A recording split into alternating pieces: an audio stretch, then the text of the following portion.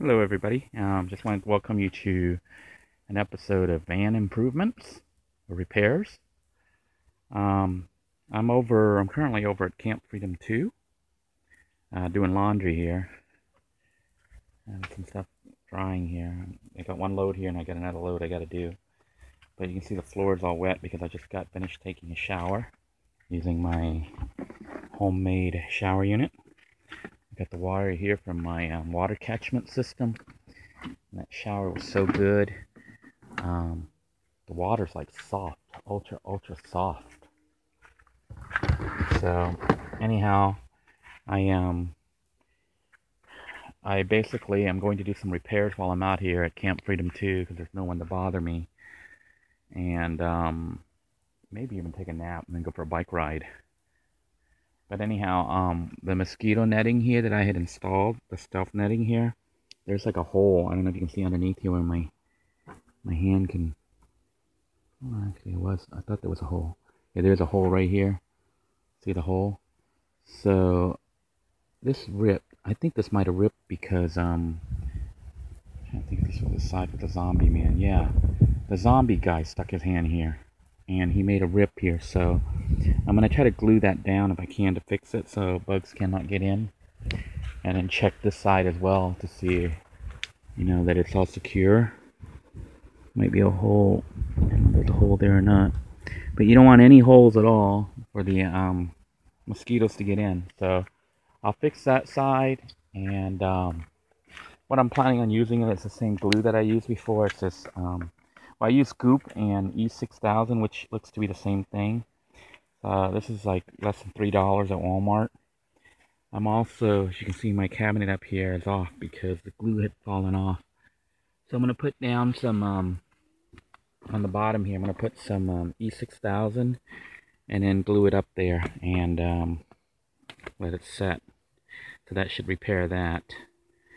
Then I had bought some, excuse me here. I had gone to the flea market the other day and I bought these female connectors here that I'm planning on using to make my own fuses. The store-bought fuse that I use for the power system here has 12 AWG wiring, which is smaller than my 10 AWG wiring for the that carries the current from the vehicle battery to the house battery. So that unit, the fuse thing, was melting. I think the wires were melting. So I'm planning on making my own because I couldn't find any 10 AWG fuses, links. So I'm gonna make my own using my cable, and then put it in here, clamp it down, and I'll use the E6000 glue here to seal everything and try to keep it from shorting itself out. But I'll make a couple of those and have them on standby just in case the new unit that I bought from Walmart fails. That way the wiring will all be 10 AWG instead of 10 AWG and 12 AWG mixed together. This E6000 is pretty handy. It's either E6000 or Goop. I think they're both the same thing. It's this clear, gooey, latex-like stuff. So that's what we're going to do. We're just going to put a bead of glue on here, glue this thing down, then we're going to go and try to put a bead of E6000 down and glue the rest of the mosquito netting back into place. And that'll be the repairs to the vehicle. Then after that, I'm going to try to make some fuses so that my cooking system will have 10 AWG wiring all the way through instead of 10 AWG and 12 AWG, which I think is causing some problems with it overheating and melting. As you can see, I've put the bead of glue down here all along the edge here, the sides, and I got some weight up there holding it down to let it dry. While that is setting, I also put some glue over here on inside there where the net was, and stuck my hand inside and pushed it down to get it to hold in place like that, so that it'll close off any holes to try to keep the mosquitoes and bugs from getting in. Since we're back here, I thought I'd go ahead and show that I finally took what was the bottom shelving unit here, with the old configuration and moved it up here. It's like a tight squeeze, not enough room for the lid, unfortunately. Although I can adjust it, but I'll leave it like this because I like having this container back here to store things. Can't pull it out because it hits that right there, that lip. But if I take this out, take this off and pull it out, pull out the drawer like this. Let me get this out of the way here. I can take this whole shelving out by sliding it right out. See that? Then I can remove all that and access all that underneath. It doesn't take that long. Put it back. This will allow me to store my rice cooker back here and use it as needed. I'll store the, I can store things here on the side as well. I might even make a little divider or something to keep the rice cooker in place, or I'll just leave it so I can slide it around. But I could adjust this to make this like have a little bit more room, possibly, to put the lid on it. That way the lid can be stored with it and the cooking pot. But then decided, I usually cook up front using both pots, like one to cook the rice and one to cook the meat dish. So I actually kind of like it tight like this, so I think I'm going to leave it. I'm going to leave it just like this, and maybe have a little bit of storage back here for something else. I could possibly put the sandwich maker or something here. I don't know. And that's about it for the back section. Don't know if I'm really going to do much more than possibly take all this out and drill a hole down there to run a cable. Because I'm thinking of trying to get my my spare tire there to go underneath. I don't really like it up there at all. I think it really severely ruins the stealth factor of this van. Makes it easy to recognize. Of course, the bike rack and the bike also makes it easy to recognize, but the tire definitely makes it easy to spot in a parking lot. And I think putting it down below will be better. It'll also open up this top rack here for potentially a solar panel installation. Although I may not need one. I seem to be functioning just fine without one. And leaving that roof rack open, I could possibly install either a luggage carrier, which I don't even think I need because I have plenty of storage, or a kayak carrier, and maybe carry a kayak or two. And that way I can have some water adventures. Coming up the front here, found some problems and did fix several. When I drove to Kentucky, this power steering fluid thing had been leaking all over, so it lost a lot of power steering. And it was causing the van to whine. It was going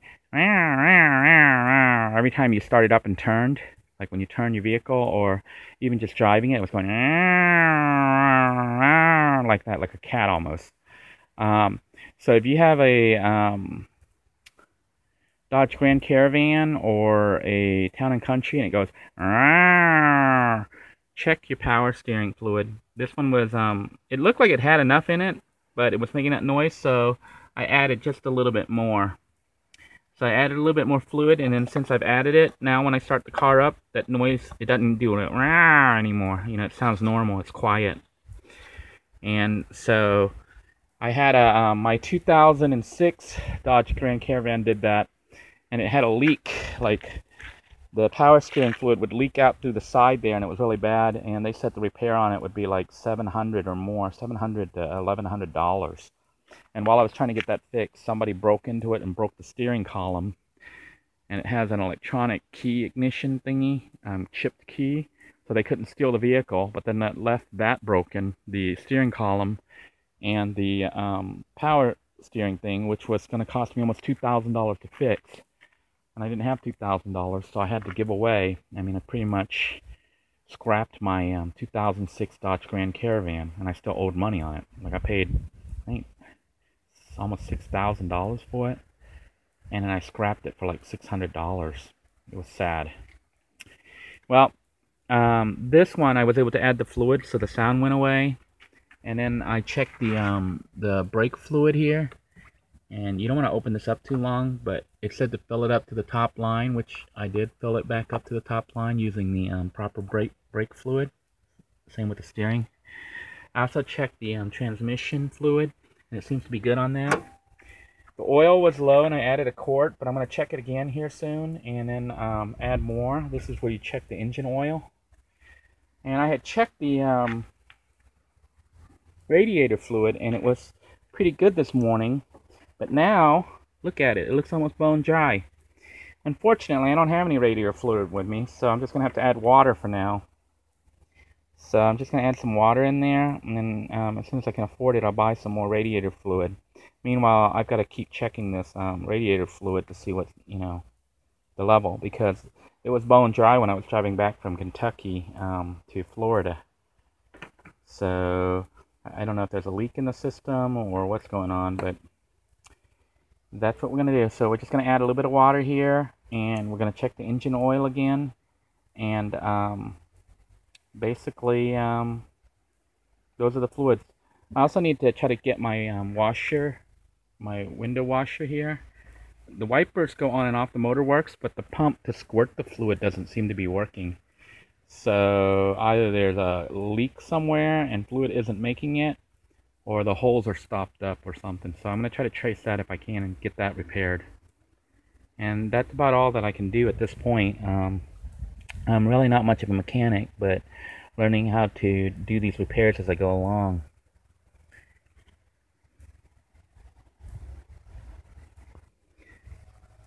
Just thought I'd show you, for those of you who have never done an engine oil check, you're normally supposed to let it, start the engine up, drive a while, and let it stop and sit for at least like 5 or 10 minutes to let the oil settle back down. Then you pull this dipstick out, see, and you wipe it. You wipe that part dry, then you stick it back down there, then pull it back out and read where it is, and it'll tell you if you need to add oil or not. I have wiped the unit dry right now, the dipstick dry. Then I'm going to insert it back into the hole there and push it all the way down. Okay, so I just push it all the way down. Now I'm just going to pull it all the way up and do a reading. And it looks like I got enough oil. Let me double check here. Yeah, it looks like I'm on minimum, a little bit above minimum. I could add a little bit of oil. I think I'm gonna wait because see, my oil drips. So it's not like bone dry like it was. I'm gonna let it. I'm not gonna add it all the way to max. I'm gonna let it drip out and lose some more oil, because it does that, because it's an old engine. It's got like more than 300,000 miles on it. Okay, so I'm going to put that back in. I'm not going to add oil at this time, although I could use a little bit, but I'll just add some maybe tomorrow or something. I'll check it again. But definitely I need to add the water here. Normally just add a 50-50 mix of coolant and water to the radiator area here, but I'm just going to add water. And you check the transmission fluid the same way. You pull it out, you wipe it off, and you check the level on it. See, it has these little dots and it tells you if it's on the dots you're okay. But this has got enough transmission fluid, and I think you should be looking at the transmission fluid when you pull it out. It should be kind of reddish. If it's kind of like burnt looking, like brown looking, burnt, and I think they said it smells like almond, then you might need to replace the transmission fluid if it's dirty or bad. But normally it's supposed to look kind of a reddish color. And when you're checking the oil, you should be checking to see if it's like, I think like if it's foamy, if it's like foaming and stuff, like the cap and stuff there, that means you got water going in there into the engine. Of course, I could be wrong. I think this is all being told from memory from what I saw when I was looking at some videos where a mechanic was showing what you should be checking for. At this point, I just need to add the fluid, and then I think I'm done with my repairs, other than trying to diagnose and figure out why my windshield wiper is not squirting.